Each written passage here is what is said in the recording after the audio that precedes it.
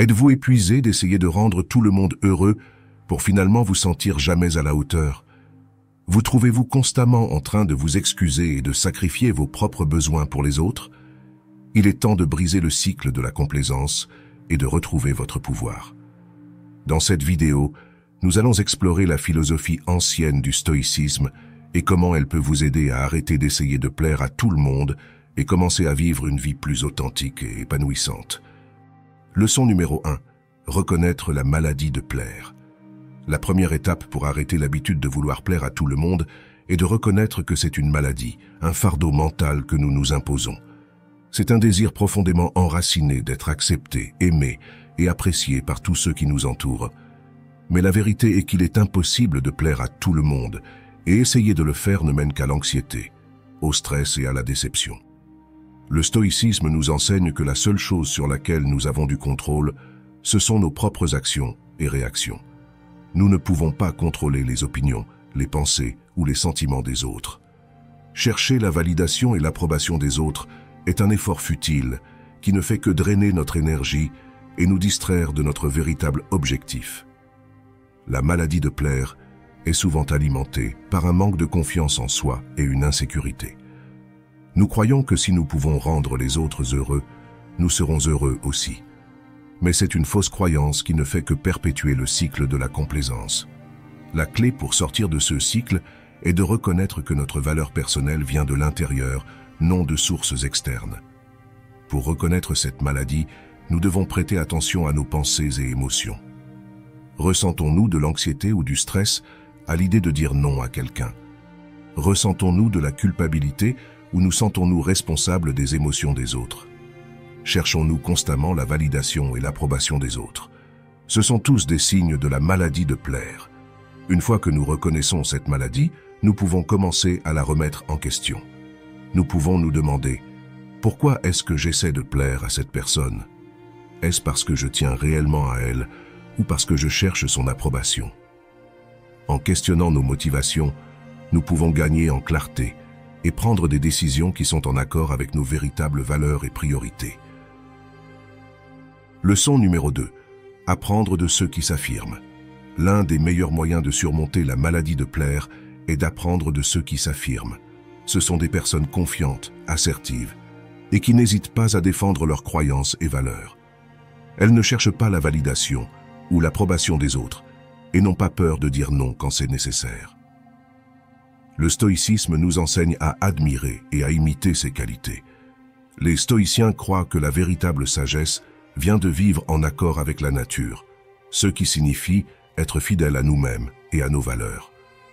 Ils croient que les opinions des autres sont sans importance et que nous devrions nous concentrer sur nos propres actions et notre caractère.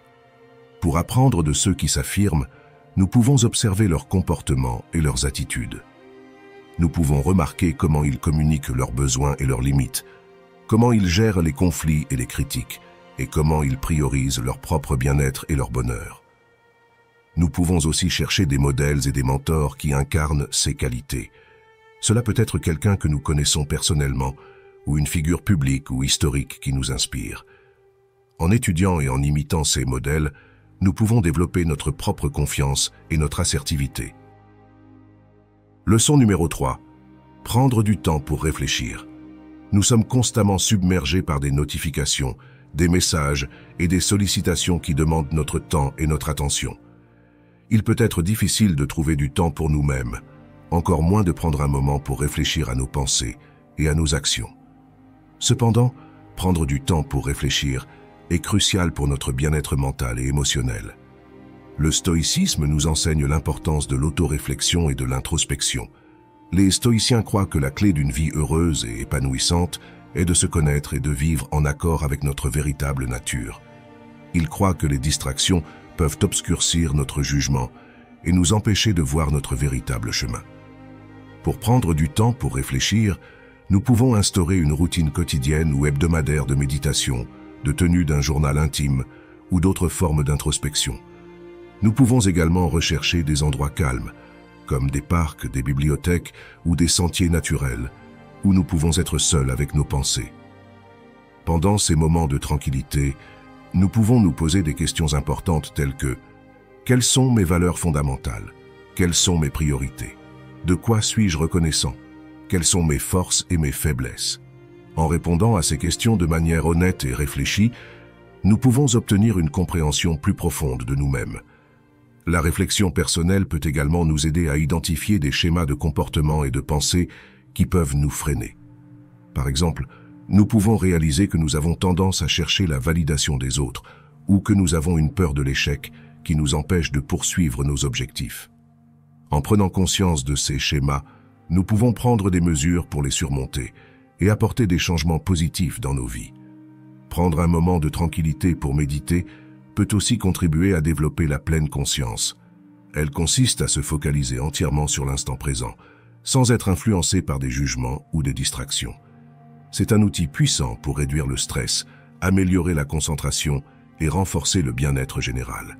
Pour cultiver la pleine conscience, nous pouvons pratiquer la méditation ou d'autres formes d'exercice de pleine conscience, telles que la respiration profonde ou les visualisations guidées. Nous pouvons également pratiquer la pleine conscience dans nos activités quotidiennes, comme manger, marcher ou faire la vaisselle, en nous concentrant pleinement sur la tâche à accomplir. Ce temps de réflexion peut aussi nous aider à nous connecter avec notre sagesse intérieure et notre intuition. Notre intuition est la voie intérieure qui nous guide vers notre véritable chemin et objectif. C'est la partie de nous qui sait ce qui est le mieux pour nous, même si nous n'en sommes pas consciemment conscients. Pour nous connecter avec notre intuition, nous pouvons pratiquer l'écoute de notre voix intérieure et faire confiance à nos instincts. Nous pouvons aussi nous poser des questions telles que « Qu'est-ce qui me semble juste ?» ou « Que me dit mon cœur ?» en écoutant notre intuition. Une fois que nous avons identifié nos valeurs fondamentales, nous pouvons les prioriser et les utiliser comme guide pour nos actions et décisions. Nous pouvons nous demander si cette action ou décision est en accord avec nos valeurs fondamentales. Si la réponse est non, nous savons que ce n'est pas le bon choix pour nous. Leçon numéro 4. Apprenez à dire non. L'un des aspects les plus difficiles pour surmonter le besoin de plaire est d'apprendre à dire non. Beaucoup d'entre nous ont été conditionnés à croire que dire non est égoïste ou impoli, mais la vérité est que dire non est une limite nécessaire et saine qui nous permet de prioriser notre propre bien-être et notre bonheur. Le stoïcisme nous enseigne l'importance de fixer des limites et de dire non quand c'est nécessaire. Les stoïciens croient que nous ne devrions pas compromettre nos valeurs ou notre intégrité pour plaire aux autres. Ils pensent que la véritable sagesse réside dans la capacité à discerner quand dire oui et quand dire non. Pour apprendre à dire non, nous pouvons commencer par identifier les situations qui éveillent nos tendances à vouloir plaire. Nous pouvons ensuite nous préparer à ces situations en répétant notre réponse et en fixant des limites claires. Par exemple, si nous avons du mal à refuser des invitations sociales, nous pouvons préparer une réponse polie mais ferme, comme « Merci pour l'invitation, mais j'ai d'autres projets ce soir-là ».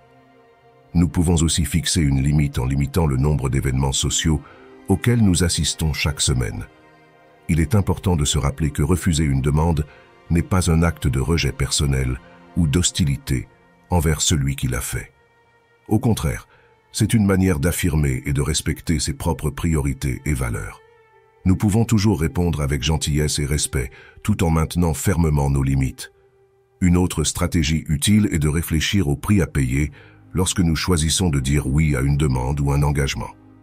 En d'autres termes, chaque fois que nous acceptons de faire quelque chose, nous renonçons automatiquement à d'autres possibilités qui pourraient également utiliser notre temps et notre énergie. Par exemple, en disant oui à une nouvelle tâche au travail, nous pourrions dire non à passer du temps avec notre famille ou à nous reposer. Penser aux conséquences de nos choix nous permet de prendre des décisions plus réfléchies et équilibrées. Cela nous amène à nous demander, en acceptant cette demande, qu'est-ce que je sacrifie? Et est-ce que cette décision correspond à mes valeurs et mes priorités? En évaluant soigneusement les avantages et les inconvénients de chaque situation, nous sommes mieux à même de faire des choix qui préservent notre bien-être et nos aspirations personnelles. Il est également important de reconnaître que dire non peut être valorisant. Lorsque nous disons non à quelque chose qui n'est pas en accord avec nos valeurs ou nos priorités, nous nous disons oui à nous-mêmes et à notre bien-être. Nous reprenons le contrôle de notre vie et faisons des choix authentiques qui nous représentent vraiment. Bien sûr, dire non n'est pas toujours facile, et cela peut demander de la pratique et du courage pour surmonter la peur de décevoir les autres ou d'être perçu comme égoïste. Mais avec le temps et la pratique, nous pouvons développer la confiance et la sagesse nécessaires pour dire non quand c'est nécessaire et pour prioriser notre bien-être et notre bonheur. En fait, fixer des limites et dire non peut réellement améliorer nos relations avec les autres. En étant clairs sur nos limites et nos priorités, nous attirons davantage de personnes qui nous respectent et nous soutiennent. De plus, nous avons plus de temps et d'énergie à consacrer aux relations qui sont réellement importantes pour nous. Leçon numéro 5. Cessez de vous excuser excessivement. S'excuser est essentiel pour maintenir des relations saines et assumer la responsabilité de nos actions. Cependant, s'excuser trop souvent peut nuire à notre estime de soi et donner l'impression que nous manquons de confiance en nos capacités. L'excès d'excuses peut également indiquer une recherche d'approbation, car nous ressentons le besoin de nous excuser constamment pour éviter les conflits ou faire plaisir aux autres. Le stoïcisme nous enseigne à prendre nos responsabilités tout en reconnaissant notre propre valeur. Les stoïciens croient que la véritable sagesse vient de la connaissance de soi et de vivre en accord avec notre nature authentique. Lorsque nous nous excusons de manière excessive, nous ne vivons pas en accord avec notre véritable nature et laissons les influences externes dicter notre comportement. Pour cesser de s'excuser excessivement, nous devons d'abord reconnaître quand nous le faisons. Cela peut impliquer de prêter attention à notre langage et à notre ton, et de remarquer quand nous nous excusons inutilement. Par exemple, nous pouvons nous surprendre à nous excuser pour des choses qui échappent à notre contrôle, comme la météo ou le trafic. Une fois que nous avons identifié nos tendances à nous excuser excessivement, nous pouvons commencer à reformuler notre langage et notre état d'esprit. Par exemple, si nous arrivons en retard à une réunion importante, il est approprié de présenter des excuses sincères pour le dérangement causé.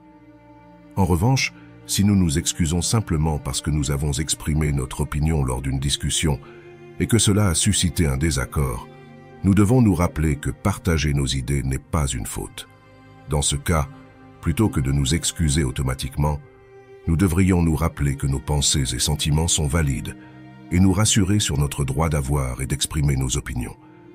Une autre stratégie pour arrêter de s'excuser excessivement est de se concentrer sur l'expression de la gratitude. Lorsque nous ressentons le besoin de nous excuser, nous pouvons plutôt exprimer notre gratitude envers la personne ou la situation. Par exemple, au lieu de dire « Je suis désolé d'être en retard », nous pouvons dire « Merci pour votre patience ». Cela déplace notre attention des lacunes perçues vers les aspects positifs de la situation. Il est également important de reconnaître que s'excuser n'est pas la même chose que prendre ses responsabilités. Nous pouvons admettre nos erreurs et prendre des mesures pour les rectifier, sans nous excuser constamment. En fait, s'excuser excessivement peut parfois saper nos efforts pour prendre nos responsabilités, car cela peut nous faire paraître insincères ou peu sûrs de nous-mêmes. Enfin, nous devons nous rappeler que nous ne sommes pas responsables des émotions ou des réactions des autres. Bien qu'il soit important d'être empathique et attentionné, nous ne pouvons pas contrôler comment les autres se sentent ou se comportent. En lâchant prise du besoin de nous excuser constamment et de plaire aux autres, nous pouvons nous concentrer sur le fait de vivre en alignement avec nos propres valeurs et priorités. S'excuser trop souvent peut nuire à notre confiance et nous pousser à chercher l'approbation des autres. Pour arrêter cette habitude, nous devons reconnaître quand nous le faisons, changer notre façon de parler et de penser, exprimer de la gratitude au lieu de nous excuser, assumer nos responsabilités sans excuses constantes et nous rappeler que nous ne sommes pas responsables des émotions des autres. En appliquant ces stratégies, nous renforçons notre estime de soi et vivons en accord avec notre véritable nature.